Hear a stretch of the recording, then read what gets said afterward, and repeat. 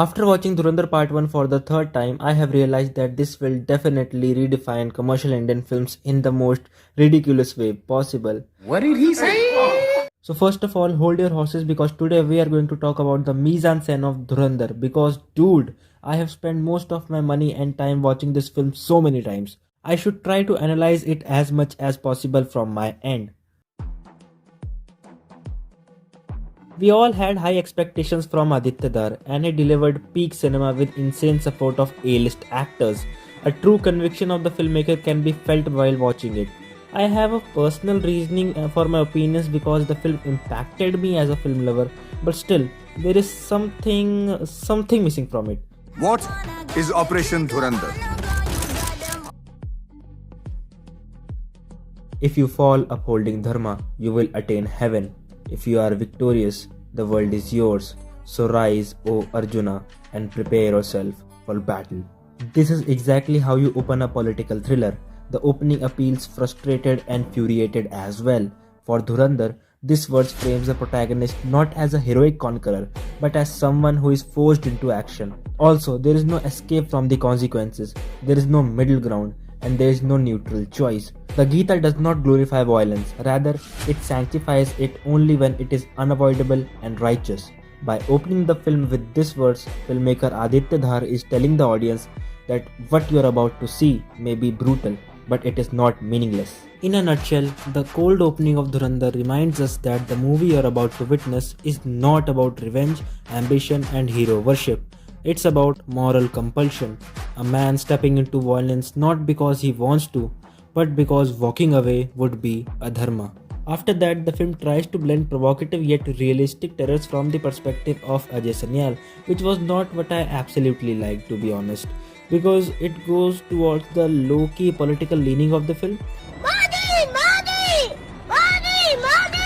And what I did like is the brave attempt to blur the lines between reality and fiction. As a full-blown Iranian cinema enthusiast, it was really amazing for me to watch. There is so much to discuss about the first 40 minutes of the film, and what people didn't notice in all the madness and confusion is the exhaustion Hamza is going through. He is broken, he is calm, and he is given a purpose. When I watched it for the first time, I thought, okay, Dhurandhar takes clever inspirations from films like Forrest Gump and Anurag Kashyap's Black Friday. But on a third rewatch, I noticed a brilliant detail in the screenplay.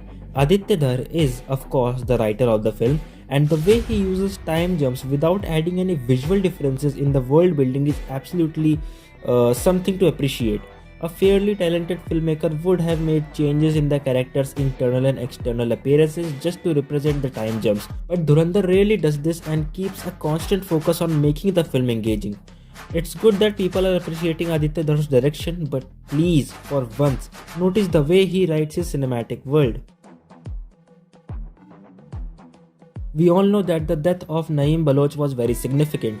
Then comes the hospital horror sequence, which is so massy. I mean, look at this. However, that particular scene masterfully caters to all the prominent characters of the film in such a short duration.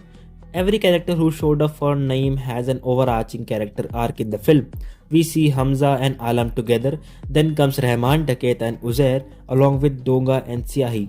We see the one person whom Rahman Dakat respects, his wife, and finally we see Jamil Jamali, who is also a very important overarching character in the film. If you give it a thought, it makes sense that Aditya Dhar literally introduced all the major characters of Dhurandhar Part 1 in this short sequence, except for Chaudhary Aslam, which is like talking about Chaudhary SP Aslam. Oh boy, well he's given an entry that feels like a compact short film in itself. It has that rapid 3-act structure and a great conclusion which works fruitfully to establish an entirely new character in the storyline. Let's talk about how Hamza builds his initial trust and conquers the flawed system. The first time Hamza learns about the flawed system of Pakistan is when he enters the land through petty corruption. This is how he acquires the power, the knowledge to invade the land. Moreover, he gains the emotional trust of the Dakat gang members so easily that after a few days, he plays football with them and they start to treat Hamza like their closest friend as they humorously force him to smoke.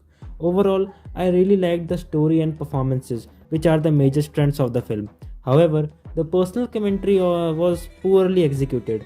I know the kind of elements the director presented in his previous films, but he doesn't use subtlety when dealing with personal beliefs and political leaning. He is similar to Sandeep Reddy Vanga when it comes to showing personal commentary in films. Someone who knows how to make a compelling film but never forms his own redefined style of cinematic expressionism. Just like Tarantino, like I'm not comparing them, but just like Tarantino. If Sandeep Reddy Vanga wasn't subtle in showcasing the villainous acts of Ranvijay in Animal, Aditya Dhar is equally not subtle in showcasing the ruthless inner turmoil of Indian intelligence agencies, prominently the Ajay Sanyal character. And there was, I guess, some blunt poking in the film, as if we don't know as if we don't understand the gravity of the situation politically. I mean, the political grounds was based around the period of 2000s, but it felt like as if it was trying to glorify the current politics of 2025. Still, I would agree that Dhurandhar is one of the best films I have seen last year, like 2025, and it was a great fun movie. I enjoyed my 3 hours 35 minutes fruitfully, and I want the sequel as soon as possible. So yeah, this was all I wanted to yap about this film. Thank you for watching.